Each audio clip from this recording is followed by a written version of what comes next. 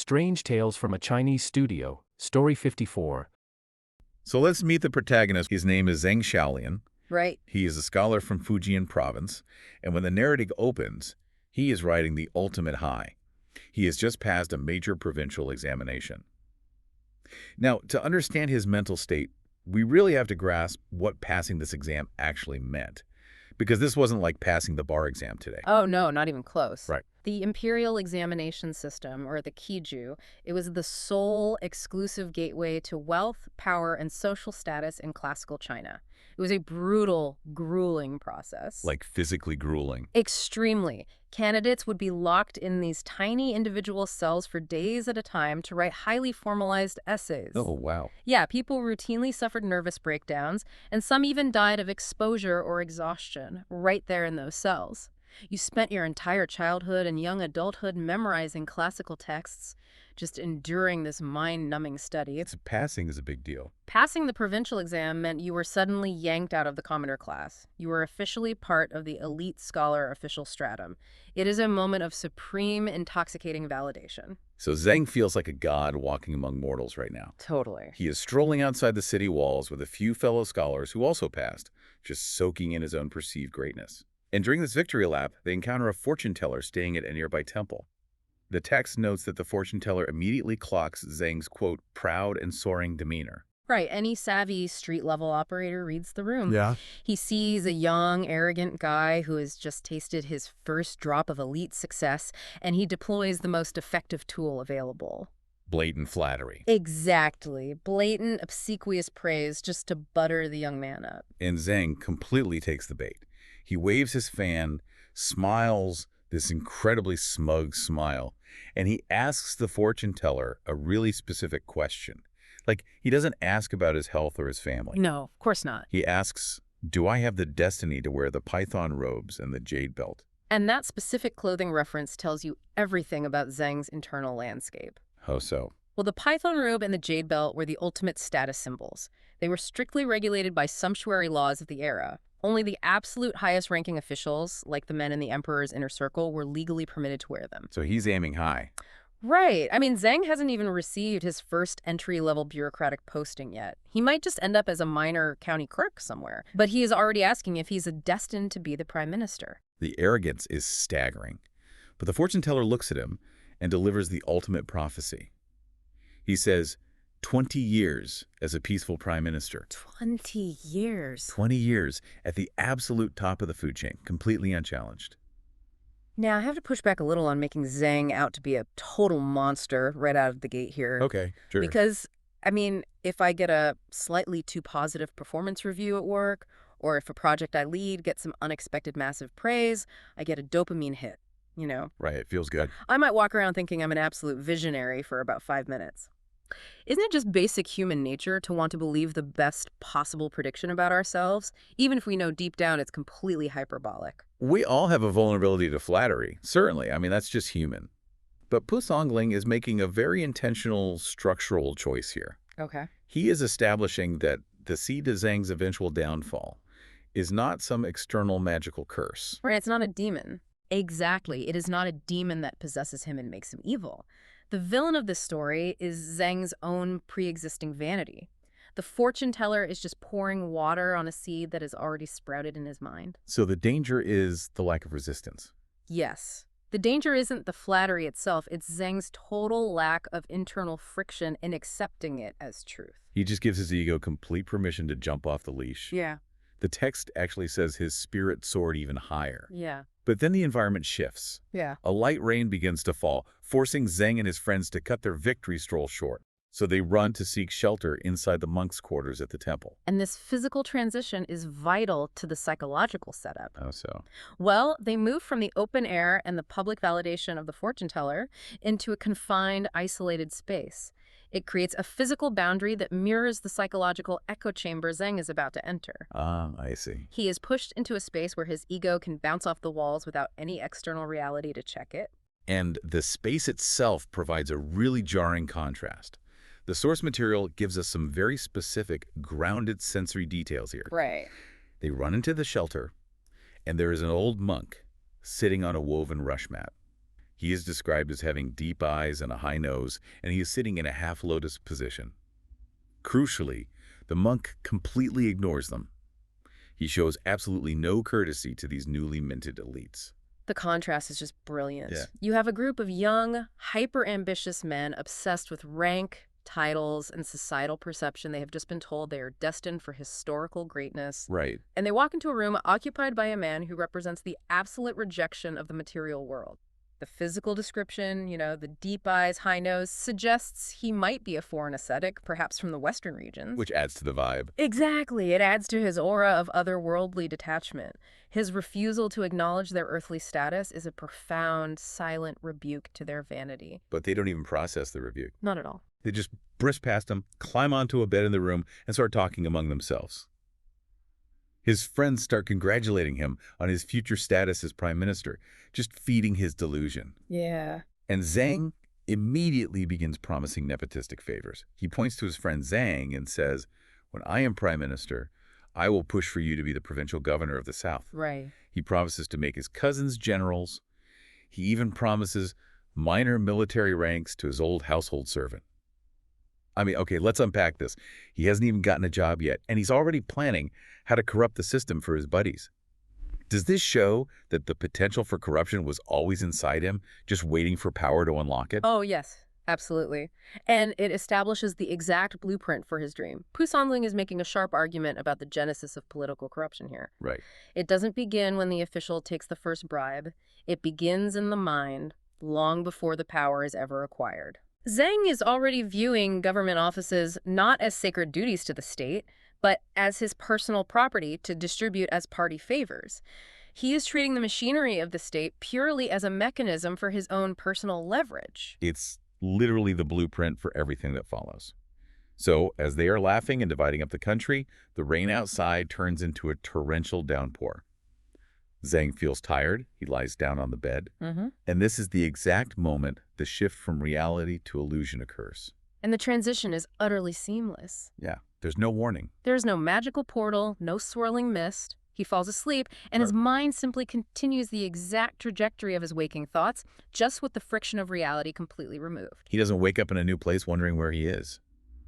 The dream starts with an immediate, intoxicating rush of unearned power.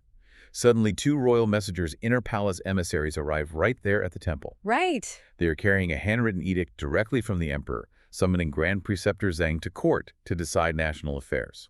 Which is wild because Grand Preceptor is one of the 3 ducal ministers.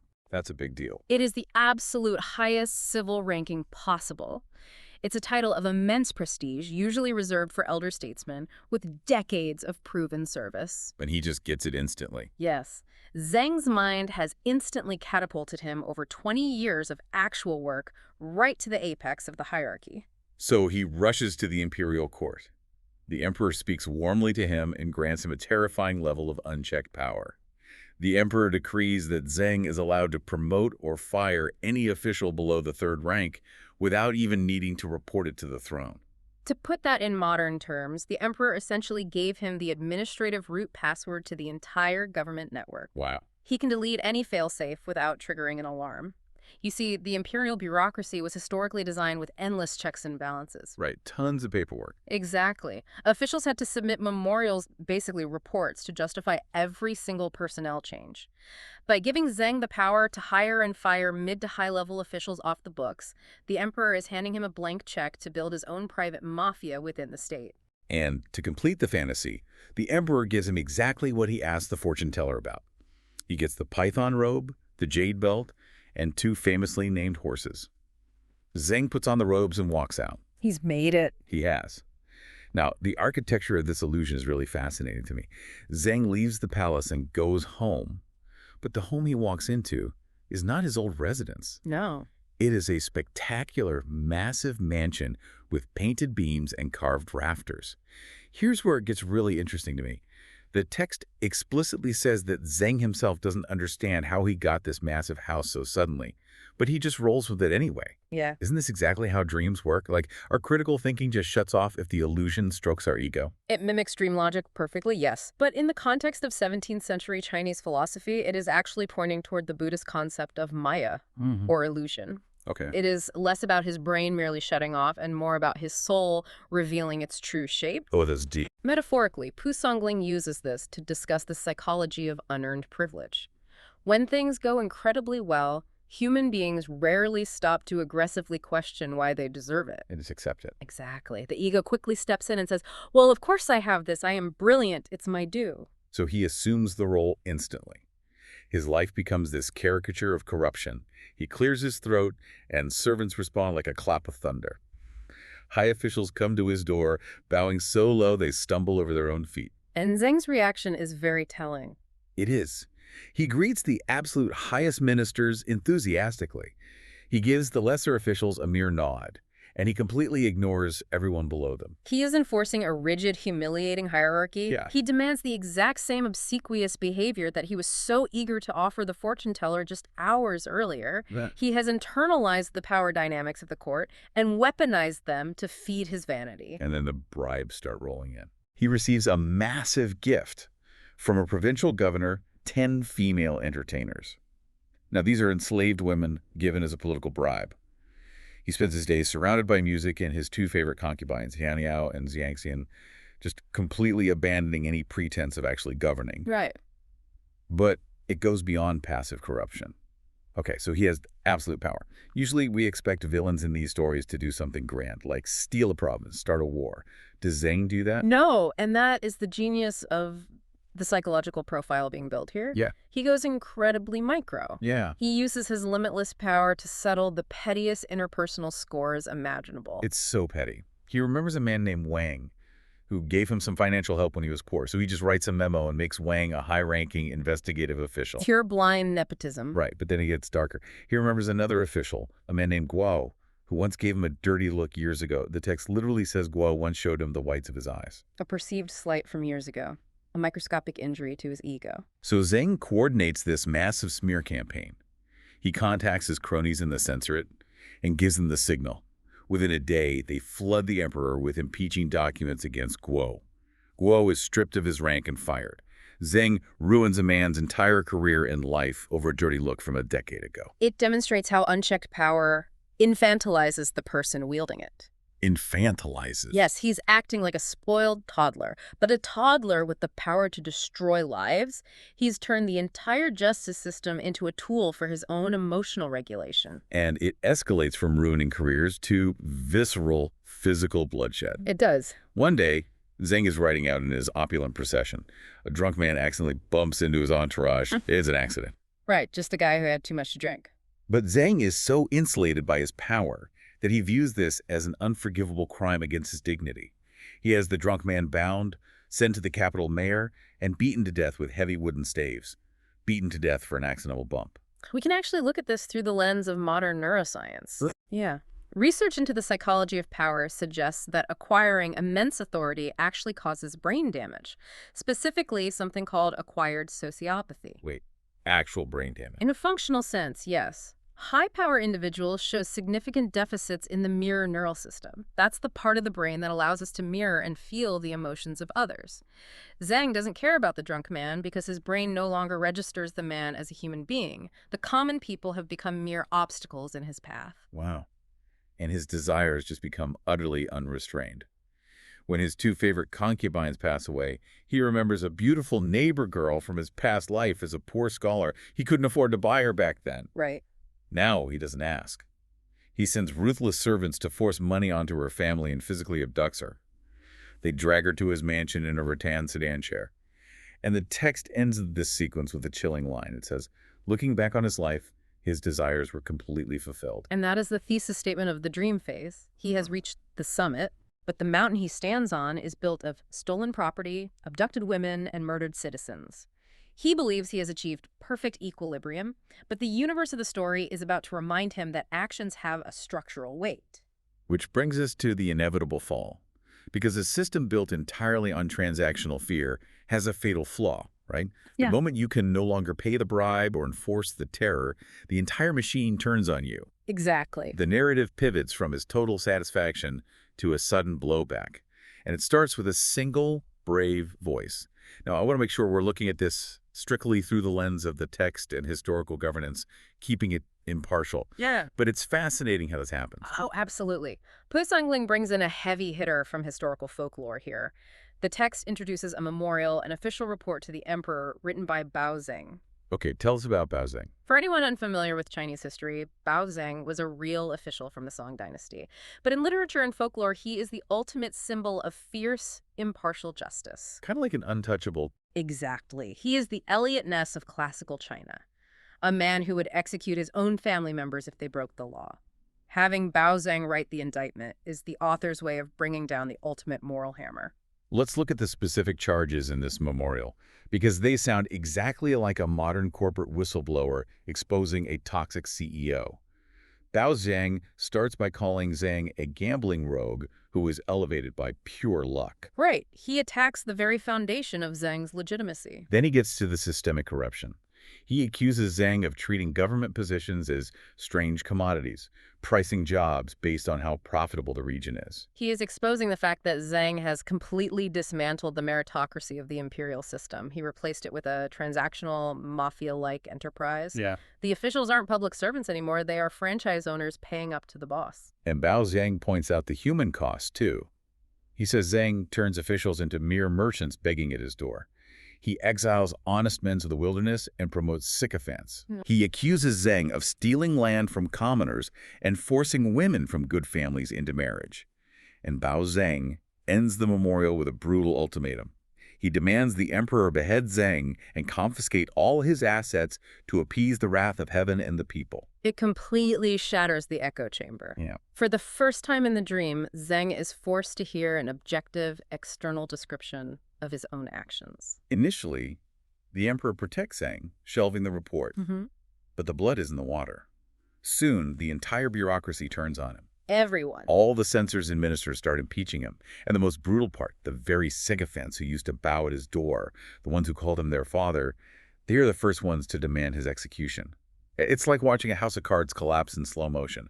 One day, you're the CEO of the world, and the next day, the FBI is at your door and your own board of directors is testifying against you. That is the fragility of his ecosystem. The loyalty he bought with bribes evaporates the second he shows vulnerability. His allies realize the most profitable move is to throw him to the wolves to save themselves. So an imperial edict comes down. He is stripped of all his ranks and sentenced to exile in the military in Yunnan province, which was a harsh frontier. Very hard. Even his son, who is serving as a governor, is arrested.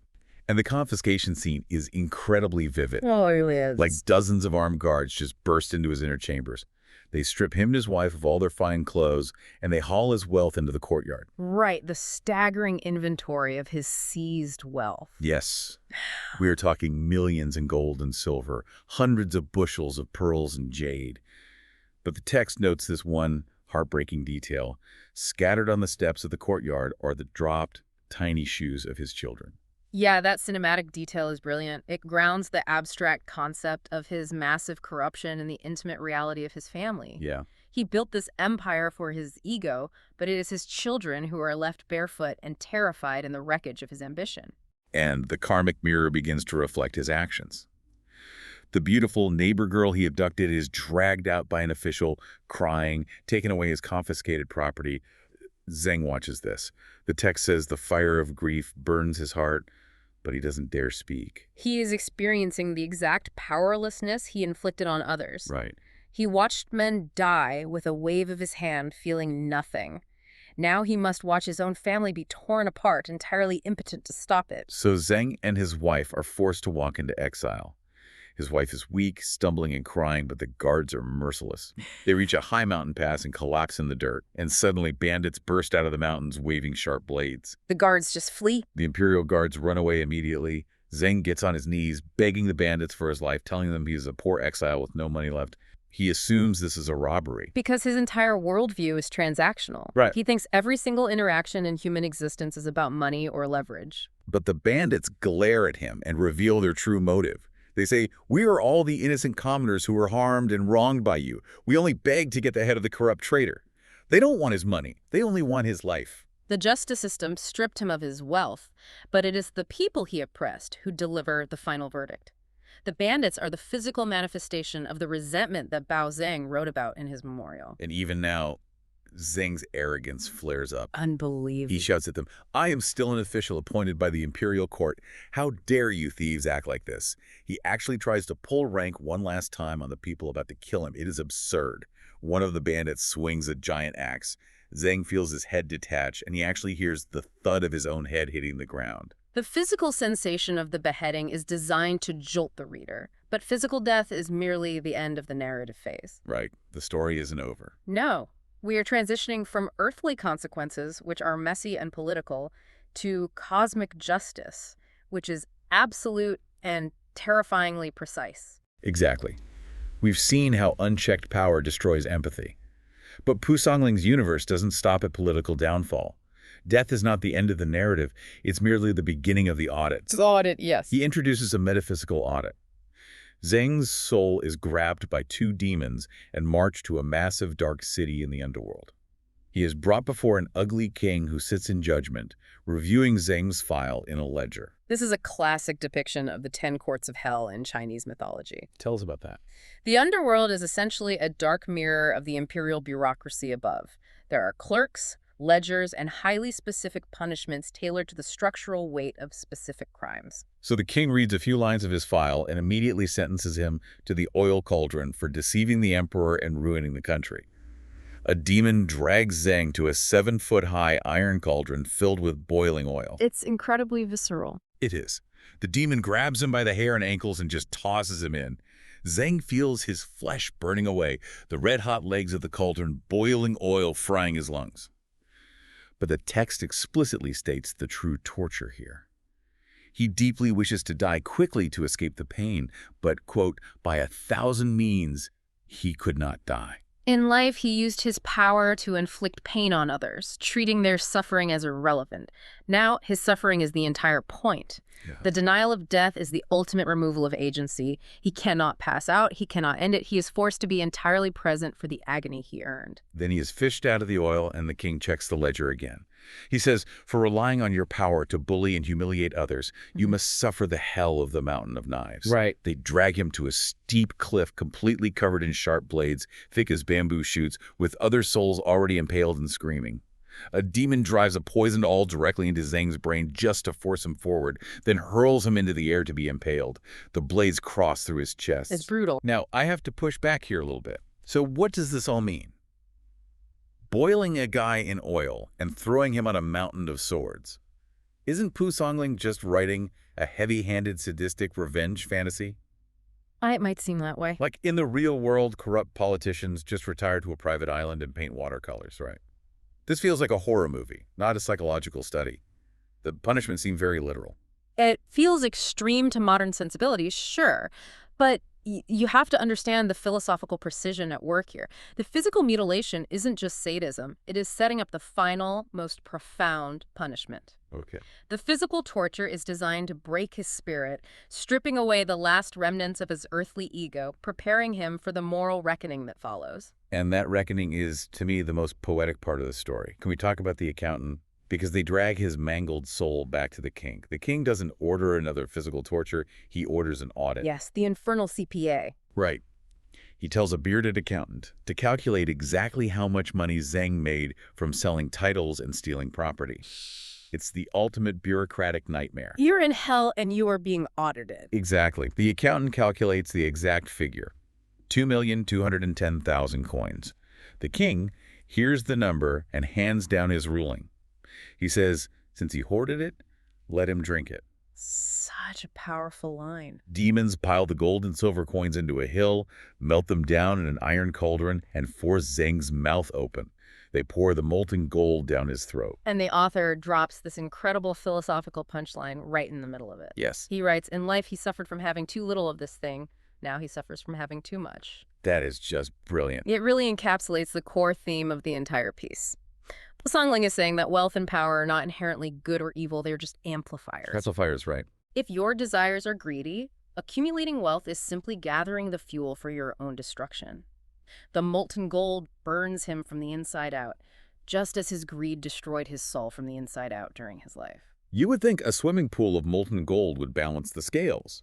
But physical pain in hell is one thing. The text takes a brilliant turn here. It requires an empathy test. the king orders him sent to Gansu province to be reborn. The reincarnation sequence. Right. Zheng is pushed onto a massive flaming wheel of reincarnation. He feels a sudden chill, opens his eyes, and realizes he is an infant girl. And that gender shift is critical. How so? Well, as a high-ranking male official, Zheng had the absolute maximum amount of agency possible in classical Chinese society. Right, he was at the very top. By reincarnating him as a female infant, he is stripped of all societal power, legal standing, and physical strength. He is placed at the absolute bottom of the hierarchy. It forces him to experience the exact opposite of his earthly power by stripping away every ounce of his agency. So she is born to beggar parents. They live in a dirt shack. She spends her childhood constantly starving, freezing in the wind. At 14, she is sold as a concubine to a local scholar named Gu Shukai. Let's look at the mechanics of this. Zheng spent his dream life buying and abducting women, treating human beings like property. Now, he is literally the property. He has been forced into the exact shoes of the victims he created. The narrative symmetry is flawless. He is forced to experience the terror and helplessness of being treated as a transaction. She enters the household and is subjected to horrific abuse by the scholar's fiercely jealous primary wife, who beats her daily and even brands her chest with a red-hot iron. It's relentless. But here, the story reveals what we might call the tragedy of Richu, because despite the abuse, she remains loyal. One day, an evil neighbor jumps the wall and tries to assault her. In this moment, she remembers the sins of her past life. She remembers the boiling cauldron and the molten gold. Yes. She makes a conscious choice. She refuses to commit a sin and screams until the household wakes up, forcing the attacker to flee. Notice how profound this moment of agency is. Even in the absolute depths of powerlessness, she finds a moral center that the all-powerful prime minister completely lacked. Right. She chooses virtue out of the traumatic memory of consequence. But her moral growth doesn't save her. The world is still cruel. Shortly after this, bandits break into the house, behead her husband, and steal everything. She hides under the covers in terror. And then the trap closes. The jealous primary wife goes to the local authorities and frames the concubine, claiming she colluded with the neighbor, the failed attacker, to murder the husband. A perfect frame-up, utilizing the very incident where she acted virtuously to construct a narrative of her guilt. In a corrupt system, innocence is often the easiest thing to exploit. She is dragged before the local governor, and this governor doesn't investigate. He just uses cruel torture to extract a false confession from her. I mean, this is the ultimate irony, right? It really is. When Zheng was in power, he ruined the justice system.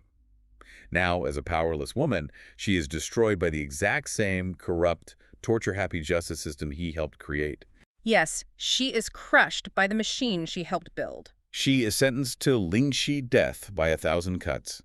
Bound and taken to the execution ground, she feels a despair darker than the 18 levels of hell. It is a punishment for a crime she didn't commit, orchestrated by the corrupt system she championed. It is the moment the ego is utterly annihilated. No vanity, no pride, only the crushing weight of injustice. And at this absolute peak of terror and despair, as the executioner's knife is raised, the illusion finally breaks. She hears a familiar voice. Are you having a nightmare? The awakening! Zheng Zhuolian snaps awake. He is gasping, dripping with cold sweat. He is not tied to a post. He is sitting on the bed in the monk's quarters. The rain is still falling. The old monk with the deep eyes is still sitting in the exact same half-lotus position. Nothing has changed. Right. His friends are complaining that they are hungry and wondering why Zheng slept for so long. He lived an entire lifetime of rise, corruption, fall, torture, and execution in the span of a late afternoon nap. The old monk opens his eyes, smiles slightly, and asks the killer question. Did the Prime Minister prophecy come true? Confirming that the monk is the architect of the dream. Of course. He recognized Zheng's dangerous arrogance and plunged him into a metaphysical simulator, forcing him to live out the logical conclusion of his desires without causing actual harm to the waking world. Zheng realizes instantly what happened. He is deeply humbled. His arrogance is entirely gone. He bows to the monk, begging for teaching. And the monk leaves him with a profound teaching. He says, cultivate virtue and practice benevolence even in a fire pit. Green lotuses can bloom. It's a beautiful line. The text concludes that Zheng loses all desire for political power and eventually disappears into the mountains. The dream cured his ambition. And Pusongling attaches a final commentary to the story, which is crucial. What does he say? He writes, dreams are false, but thoughts and desires are not. What you do in the void, the gods repay in illusion. The actions in the dream weren't real, but the greed and cruelty fueling them were absolutely real parts of Zheng's psychology. The gods didn't punish him for a dream. They used the journey to show him who he already was. That is a profound insight. We are not defined by our circumstances, but by the desires we harbor when we think there are no consequences. This text brilliantly uses a dream not as an escape from reality, but as a simulator for our darkest desires. Absolutely.